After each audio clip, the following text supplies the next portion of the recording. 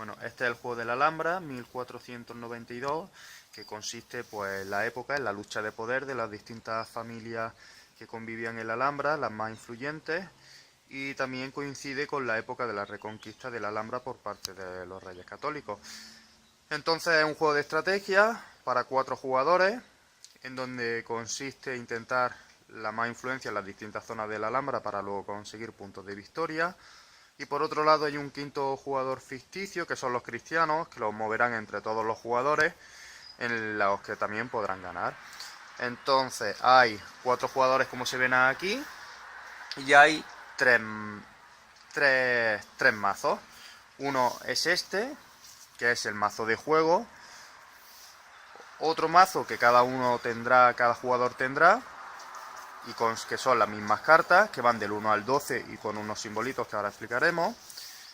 Y está este mazo de cartas, que son las distintas zonas de la Alhambra.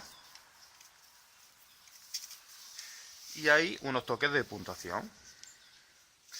La Alhambra, como podéis ver, se divide en distintas zonas. Hay 9 zonas, que son las zonas del interior que se pueden ver, y la zona exterior de la Alhambra. Y consta también de 4 puertas.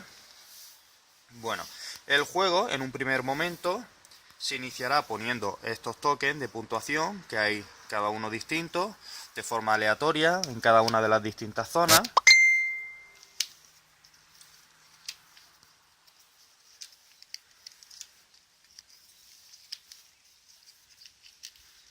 Y esto lo que nos indicará son cómo puntúan distintas zonas. Empiezo a explicar esto. Por ejemplo, si en una zona hay aquí 4 soldados del rojo, 3 soldados del amarillo y un soldado del verde, a la hora de puntuar, que luego veremos cómo se puntúa, pues quien tenga más soldados de su equipo puntuará el número máximo, luego el amarillo puntuará 4 y el verde puntuará 3. Esto igual con las distintas zonas. En caso de empate, como pudiera ser que hay 4 amarillos y 1 verde, en vez de puntuar los dos el número 6, los dos bajarían un nivel, puntuarían 4 y el segundo puntuaría 3. Esto es cómo puntúan las distintas zonas.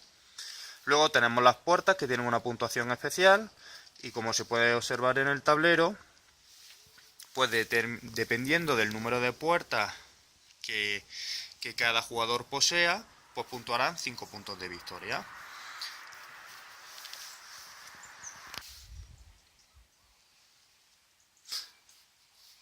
Una vez que el tablero ya está puesto a disposición para poder jugar, que únicamente hemos puesto los tokens de puntuación, hay en el mazo de cada una de las distintas zonas de la Alhambra, se barajan y cada jugador le tocará una zona. En la zona donde le haya tocado pondrá 2 soldados suyos. Por ejemplo, en el Hamán, pues el jugador amarillo empezará en el Hamán. El jugador verde comenzará en Comares.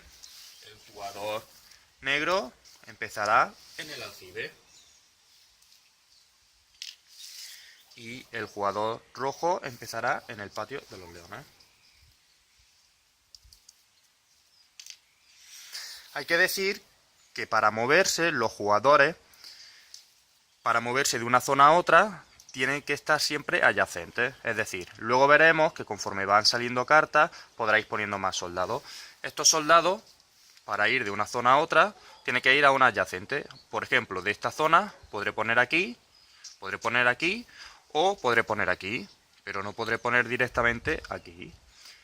Como hemos dicho, por ejemplo, si estamos aquí y queremos ir a la zona externa, tendremos que pasar por aquí, luego hacia aquí, luego dominar la puerta y luego a la zona exterior.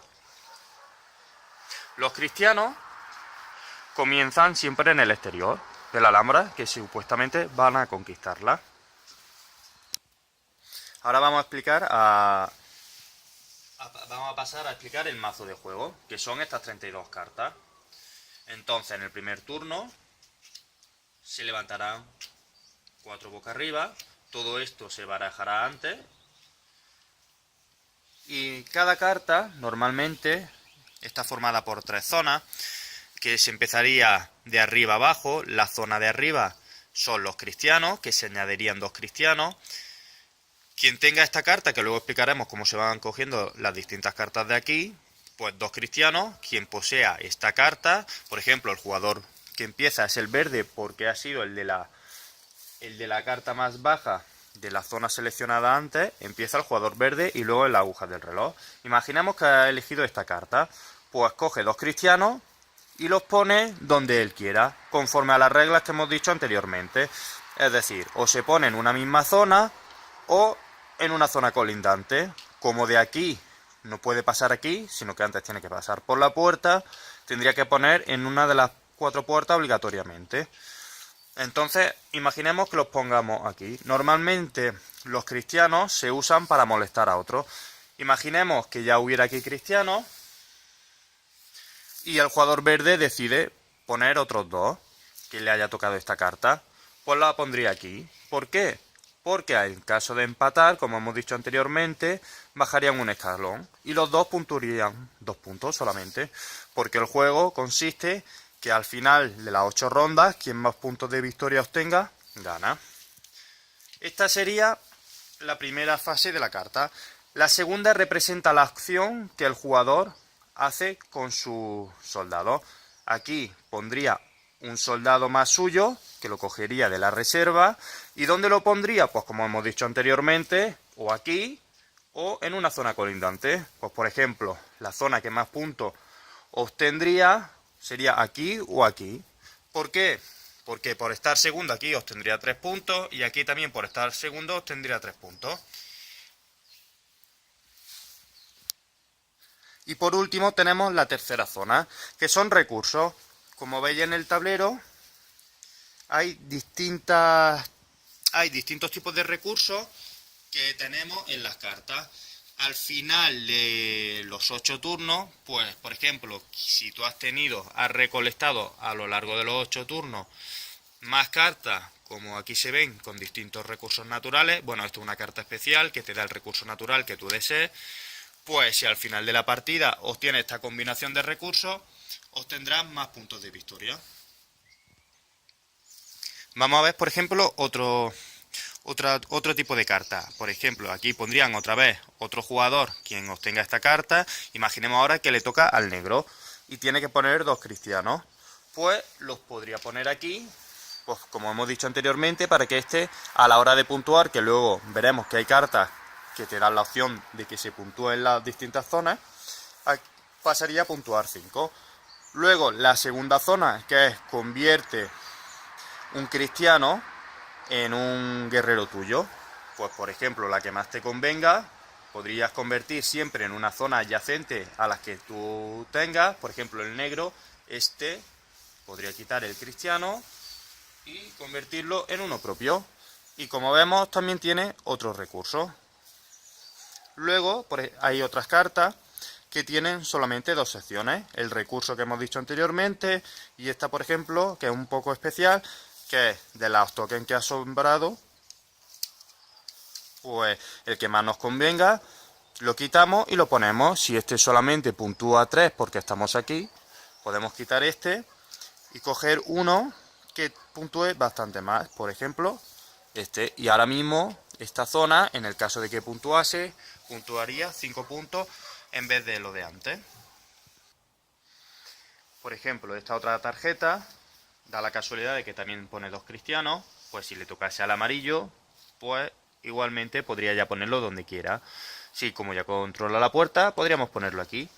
Y no siempre que se mueve o que se controla una zona se va puntuando, sino las acciones se van haciendo. Pues el primer jugador ha cogido esta carta y va de arriba abajo. Primero pone los cristianos, segundo realiza la acción que hemos dicho de poner un soldado más y de quitar un cristiano, y se guarda esta tarjeta que al final de la partida, con la acumulación de recursos, lo verá. Entonces esta tarjeta ya se la guarda, aunque no le sirva, simplemente para contar los recursos que al final disponga.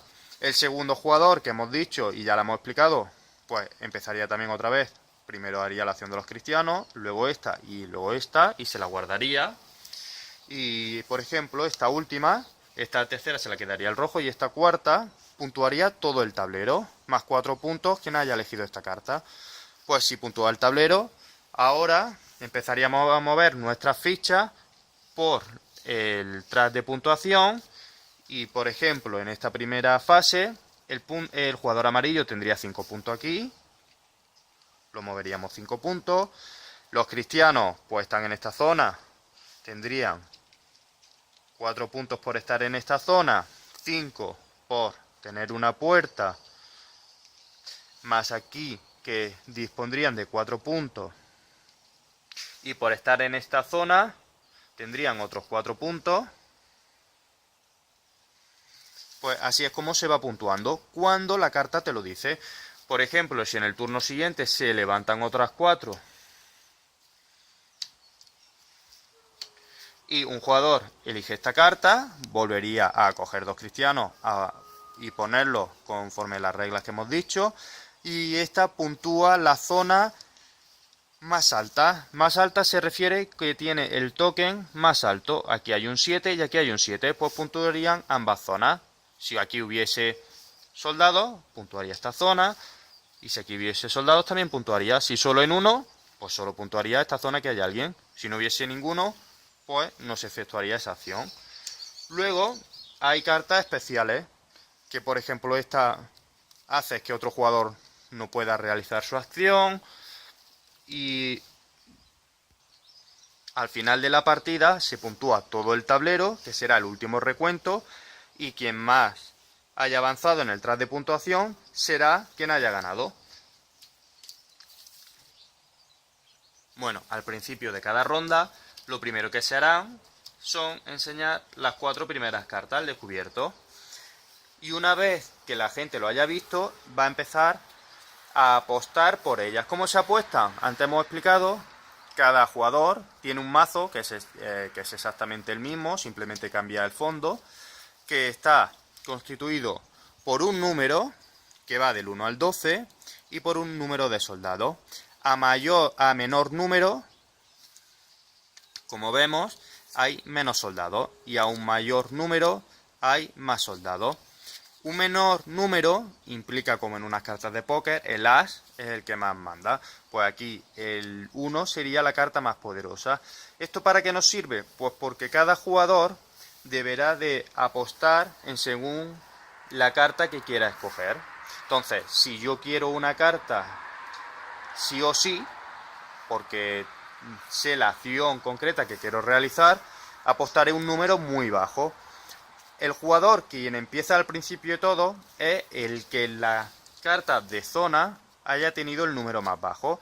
En este caso es el jugador verde, habíamos dicho que le había tocado Comares. Pues empezaría apostando el jugador verde. Imaginemos que quiere esta carta. Pues para que nadie se la pueda quitar, él apostará un 1, porque hemos dicho que es la carta más fuerte, esta carta, y la apostará a ciegas. Entonces, como hemos dicho, imaginemos que el verde quiere esta carta y la quiere sí o sí, pues apostará un 1, que es el número más bajo porque es la más fuerte, pero lo hará a ciegas. Cada jugador apostará a ciegas en función de la carta que quiera obtener, y luego se levantan todas a la vez. El número más bajo empieza, en este caso el verde empieza, luego empezaría el gris, luego el rojo y luego el amarillo. Como tengo el número más bajo, elijo de aquí la primera carta que a mí me convenga, y hemos dicho que se queda con esta. Luego el jugador gris, que tiene un 7, sería el segundo en elegir, y imaginemos que elige este. El rojo esta y el amarillo esta. Vale, pues una vez que cada uno tiene su carta, empezaría el jugador que ha elegido el número 1 realizando la acción de su carta.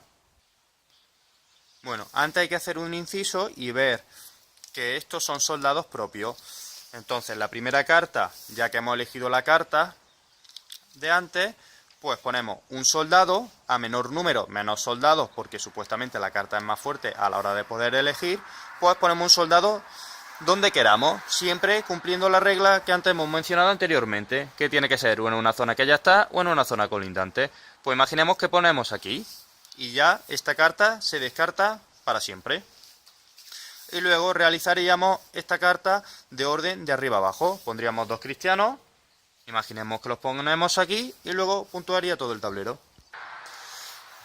Vale, pues las cartas de apuesta, conforme se van jugando, el segundo jugador, que era un 7, pues primero pondrá 3 soldados y luego realizará en orden descendente sus acciones. Esta carta, como hemos dicho, ya no se volverá a jugar. Puede ocurrir que, como es una apuesta ciega, 2 jugadores hayan jugado el mismo número, 7 y 7. Pues se determinará en orden, el primero que fue el verde, pues el segundo jugador en orden de la aguja del reloj fue el 7, pues él sería el segundo. El tercero sería el amarillo y el cuarto el rojo, que tenía una carta más alta, que era el 9.